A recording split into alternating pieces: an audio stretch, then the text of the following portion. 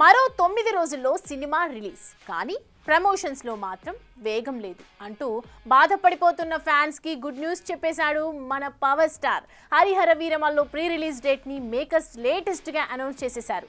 దీంతో ఇది కదా మాకు కావాల్సింది అంటూ ఫుల్ హ్యాపీ మోడ్లోకి వెళ్ళిపోతున్నారట మెగా ఫ్యాన్స్.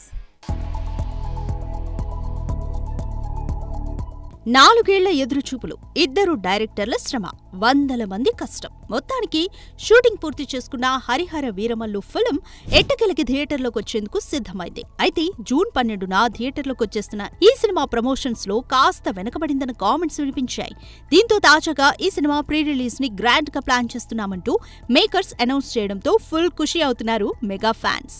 ఈ నెల 8న తిరుపతిలోని SVU Taraka Rama sports ground లో ఈ ప్రీ రిలీజ్ ఈవెంట్ ను జరిపేందుకు ప్లాన్ చేస్తున్నామంటూ అనౌన్స్ చేసేసింది మూవీ టీమ్.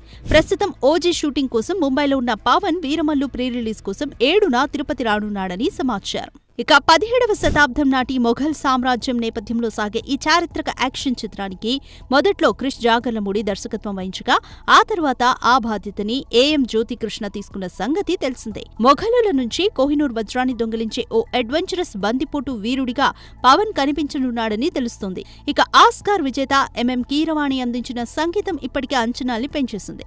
చూడాలి మరి భారీ ఆశలతో బరిలోకి దిగుతున్న వీరమల్లు ఎలాంటి ఫలితాన్ని సాధిస్తాడు.